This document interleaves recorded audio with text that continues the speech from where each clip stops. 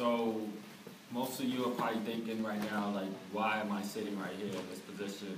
And I say I'm blessed, and I take an opportunity of my second chances at life. I was sitting in the exact same seats back in '96, and Eric was my counselor, and was faced with a lot of trials and tribulations in life. As a young kid, everybody's asked, what do you want to be when you grow up? And my answer was, I want to be rich. And by any means necessary, I wanted to be rich. At a very, very, very early age, at the same age you are right now, at 11, I was exposed to drugs. And as soon as I left Nativity, I hit the streets. And you're going to face it as soon as you get out of here. As soon as you finish camp, back in your neighborhoods, you're going to be exposed to those old friends that went to public school, still going to public school. And they're going to have it in your face. And I was faced with that. And I was given this opportunity in a legal manner to become rich. And that's what just happened. At 13, I began selling drugs. And by the time I was 19, I was making over $2 million a year. I was running one of the biggest services in New York. I was making all this money, and nothing mattered but that money at that time, and it wasn't important. I used to weigh 230 pounds, and eventually the story ends, either dead or in prison. And lucky enough, I went to prison. At 23, in 2009, I had one of the most significant cases. And when I went to prison, I was sentenced to 7 years. I was told that I was going to die in prison. Because of my health issues, I had high cholesterol, blood pressure issues. I was placed on medication. And they said, if you have 5 more years to live if you don't switch up your diet or start exercising. So I told them straight up in their face, I'm not going to die. And I managed to lose 70 pounds in 6 months. And this didn't change my life. This didn't change my thoughts at all. I went in there with the same attitude. And I have a long record. That was not the end. I've been in and out since I was like 13. And nothing mattered. Not even jail scared me. What really woke me up was a spiritual awakening. And I felt God placed me in this same room right here, right now, speaking to you to share my story and to tell you that that's not the way to go. And you're going to be exposed to that. You're going to be tempted by so many people. It's out there. But God gave me a spiritual awakening towards the end of my sentence. I had the same mentality. And luckily enough, I did a total of 4 years, and then I had to do a whole 7 years. But I was going to be released in about 3.5 years. And before that, I got into an altercation with an officer in there. And I thanked him after this altercation. And it led me to solitary confinement, where I was locked down 24 hours, was stripped away from everything I had. I was given just paper, a pen, an envelope, and my Bible. And I turned away from God. I didn't believe in God. I said, everything's a fake. He put me in this position. I was blaming him and said, I don't really care about it anymore until something happened to me while I was in there. I was about to be released in 2 months, and I got into this altercation with this officer. And I was writing this 10-page letter out to my family, letting them know, look it, I'm not going home. I messed up over and over again, and I'm not going home again, and I'm gonna disappoint you again. And that same week, my sister wrote me a letter stating to read Psalm 91. I had no stamp to send out this letter. I was stripped away from everything. So I had no way to send out this message to my family. And thank God for my sister sending me that letter and her strong beliefs. And I said, why not? Why not open the Bible? I have nothing to do, nothing else to do but just think and sit. And the Bible is just sitting right in the corner of myself. So I decided to open it.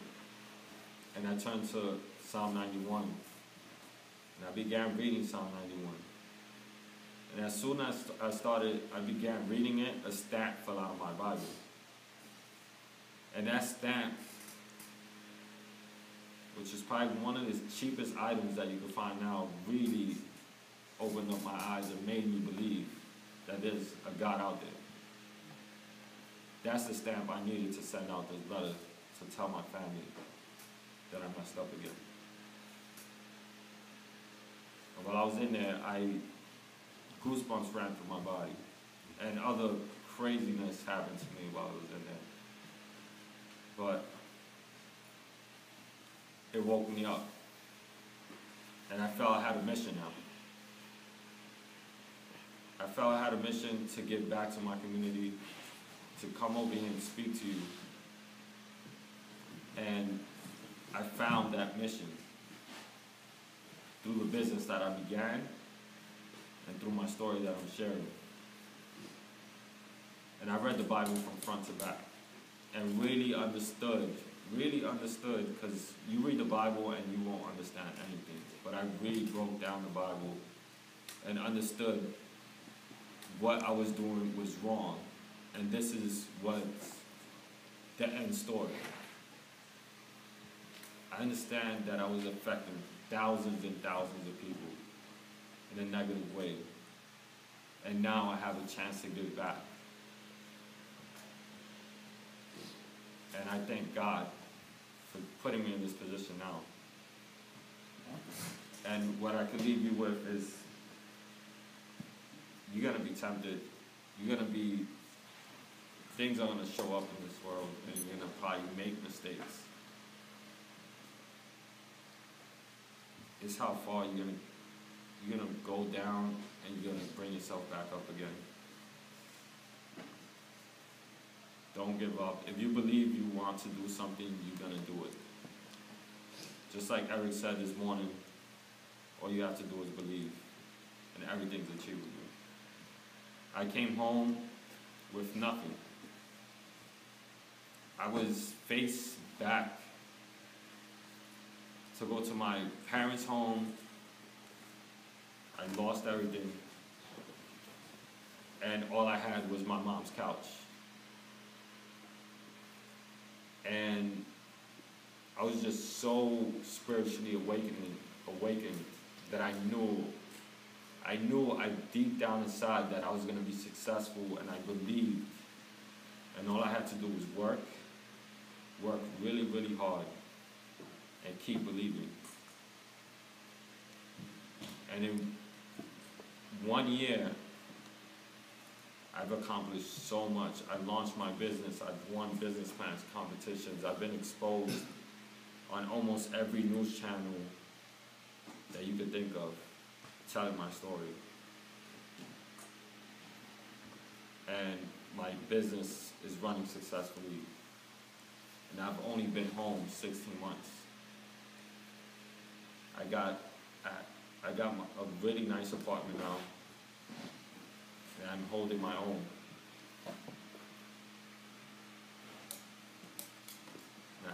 more to say. And I just want to say thank you for listening, and I hope all of you take this in and really understand that all you have to do is believe and really work hard.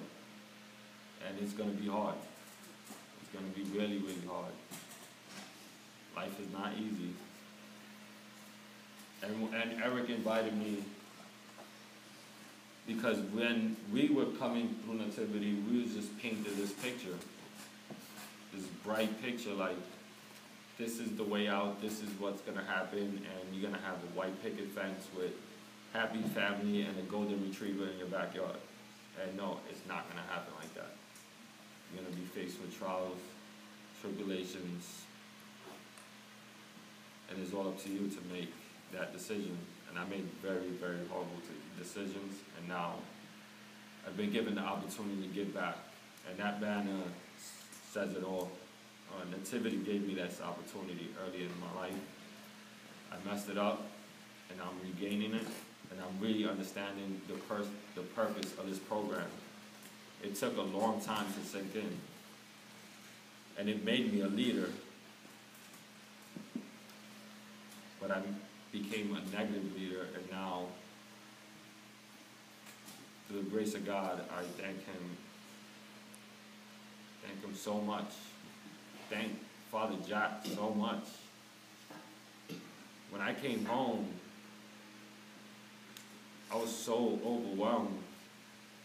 I went to Nativity Church, and in the first Mass, Father Jack spoke there.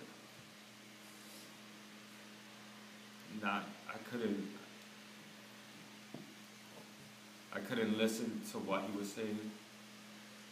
I just went up to him and started crying. Because I had it all, and I'm having it all right now, and I'm doing it right, and I thank God so much. Thank you, Eric.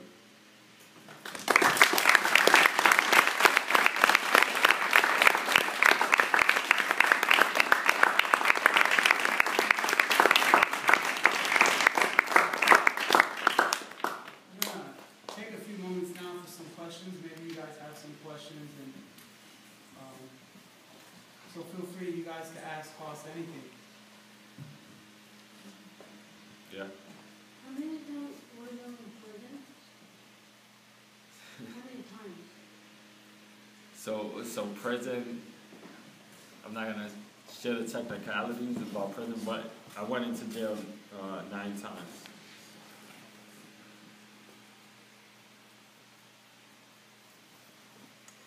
Yeah. When you went to jail each time you served 7 years? I think I'll be 1,000 years old if I did that. No, so in the beginning they give you a slap in the wrist, and then I went in again and again and just thought that I could be a smarter criminal. And there's no way out. You can't be a smarter criminal. It doesn't work. It's either you're gonna choose the right path or the wrong path. I don't know if the counselors already spoke about the rocky road and the easy road, but I'm pretty sure they're gonna speak about it while you're here at camp. Yeah. Was you the only one getting caught with what you was doing, selling drugs, or was it just more than other people? No.